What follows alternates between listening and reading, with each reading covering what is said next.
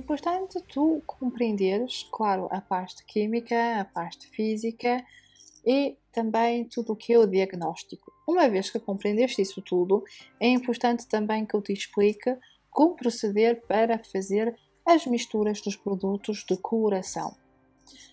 A seguir a isto, vais poder também ver como é que se aplica, como é que preparamos a nossa cliente, mas é importante, antes de tudo, antes de te explicar também o processo químico durante a coloração, as técnicas de trabalho e tudo isso, que vais encontrar no teu manual, é importante relembrar que tu tens de pesar a tua cor e o teu oxidante. É importante, é como a fazer bolos, é importante ser tudo pesado. Não só para tu não perderes dinheiro na matéria que vais botar fora, mas também é importante para obteres resultados perfeitos. Porque cada grama pode modificar muitas coisas, às vezes em bem e às vezes em mal. O processo químico durante a coloração, então, quais são essas principais etapas? O produto básico expande a cutícula e torna então o cabelo mais receptivo às colorações, que podem então alcançar o córtex. As colorações de oxidação, reveladores e acopladores incoloros, são distribuídas no córtex. Na parte exterior do cabelo estão presentes em grande número. A sua concentração diminui quanto mais próximo se aproxima do centro do cabelo. O ácido estabilizante de H2O2, ou seja, o oxidante, é neutralizado pelo efeito do produto de base. O oxigênio ativo destacado começa então a agir. Os amortecedores regulam este processo e permitem a libertação controlada do oxigênio. E então o oxigênio ativo oxida a melanina, ou seja, destrói-as e assim clareia a tua cor natural do teu cabelo. Quanto maior for a concentração de H2O2, ou seja, quanto mais for o oxidante alto, ou seja, o mais alto é 12%, depois para baixar temos o 9, o 6, o 3. Quanto mais alto for, maior será o efeito de aclaramento. Quando queres fazer uma cor para guardares o mesmo tom, ou para baixares, para escureceres um pouco mais, vais utilizar o 3%. Para fazer uma cor, digamos assim, lambda, normal, para guardar a mesma altura de tom e cobrir também cabelos brancos, é sempre um 6%. O 6% na coloração é uma base, não te podes enganar. Se estás a fazer uma coloração aclareante, o que vai ser um 12, por exemplo, 11, 12, dependendo das marcas, então aí sim vais poder utilizar um 12%, um oxidante de 12%, um 40 volumes. Mas se já me segues aqui, sabes que eu falo mais em percentagem. Não falo em volumes, prefiro percentagem. E então, quanto mais o H2O2, ou seja, o oxidante, assim maior for, vai ter então mais concentração e o efeito vai ser que vai clarear ainda mais a mistura com a cor, porque a cor em si não vai clarear, é a mistura que tu vais fazer com o oxidante. A maioria das marcas vais misturar 1-1, mas atenção, há marcas que funcionam em 1-2. Começamos sempre por medir, por colocamos a cor e depois o oxidante. Isso depois também vai depender das marcas. Atenção, há muitas que são completamente diferentes, mas pesa sempre tudo.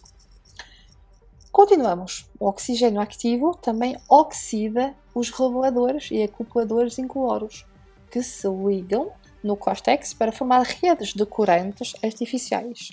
Os corantes da ação direta são, devido à sua carga elétrica positiva, harmonizadores na superfície do cabelo carregado negativamente.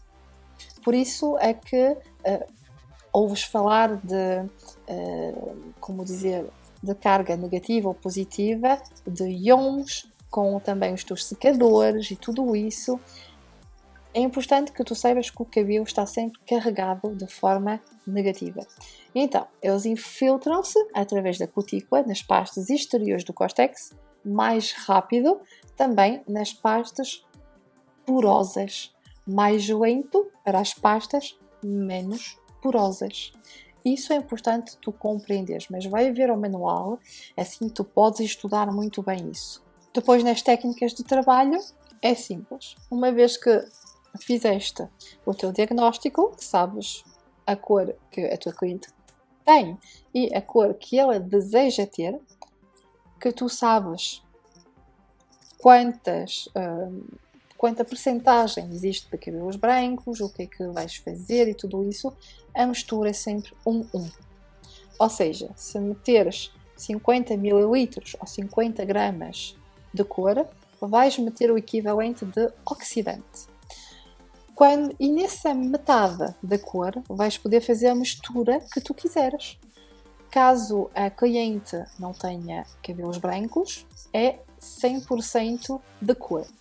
Caso exista cabelos brancos, então vais assim colocar na cor metade de cor de base, ou seja, 1, 2, 3, 4, 5, 6, 7, 8, 9, 0, 0 ou NN, isso vai depender, mas escolhes então o número adequado à altura de tom e depois tem que ser 00 para ter uma excelente cobertura, 00 ou NN. A essa cor vais acrescentar a metade em reflexos. E claro, se tiveres um cabelo 100% cabelo branco, vais então aumentar a cor de base e diminuir o reflexo. Porque se colocares unicamente reflexo num cabelo branco, o cabelo branco não vai ficar coberto, apenas vai ficar com o reflexo, não vai haver qualquer cobertura e vais ter um efeito mesmo muito, muito estranho. Os cuidados a ter em proporção dos brancos, vais poder ver a partir da página 160, onde lá eu explico as normas de aplicação e a proporção de misturas dos passos e reflexos. Vais então ter lá tudo, vais poder ver como é que funciona, o que é que deves colocar nessa porção de cor. Sabendo que é sempre metade cor, metade oxidante, mas nessa metade de cor, lá dentro, podes colocar a fórmula que tu achares melhor para a tua cliente. Podes fazer mistura de tons de base, de reflexos e tudo isso. Portanto, isso vais encontrar também lá. As proporções de mistura, os problemas de cobertura e, claro, as misturas. O que é standard é sempre 1:1. Uma parte de oxidante para uma parte de cor. Mas atenção, as cores podem também ter outras maneiras de funcionar. Depois há também uma mistura que se chama especial, que é especial cabelo branco. Vai ser um 2:1. Ou seja, vais ter uma base de corante, vais colocar duas partes para uma parte de oxidante. Dessa maneira vai fazer com que o cabelo branco agarre ainda mais. E aí, então, no teu manual vais ter várias formas de adaptares e de também como utilizares a coloração para teres um resultado perfeito.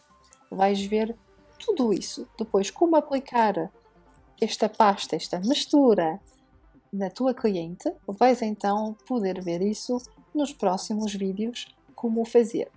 E atenção, uma coloração de clareamento, no caso de uma cor mais clara, uma grande quantidade de melanina deve ser oxidada. Para atingir esse grau de clareamento, a base de cor e o oxidante devem ser misturados numa proporção de 1:2 ou mesmo 1:3, porque a concentração mais elevada do oxidante, ou seja, do H2O2, vai aumentar assim o clareamento do cabelo. Quanto mais oxidante colocares em proporção à cor, assim tu vais aclarear ainda mais o cabelo. Geralmente, quando vês as porções, ou seja, 1, 2, 2, 2, 1, 2 ou 1, 1, etc, etc, começamos sempre pela cor. É medirem primeiro a cor e depois o oxidante. Atenção a isso. E primeiro medimos a cor e depois o oxidante. Vai sempre ver no teu manual, lá tens sempre as bases a ver e rever. Tens de saber que este manual é uma bíblia. Tu tens de o imprimir, tu tens de o guardar. É algo que tens sempre de ter contigo. Ainda nos dias de hoje, eu tenho o meu, tenho sempre aqui ao meu lado. Já não está nos melhores dos estados que deveria estar, mas está sempre comigo, por qualquer dúvida está sempre lá tudo dentro. Está tudo descrito e escrito. Portanto, convido-te a fazer a mesma coisa, a anotares com o lápis, a colocar as anotações, a fazer lembretes, colocar dentro, enfim.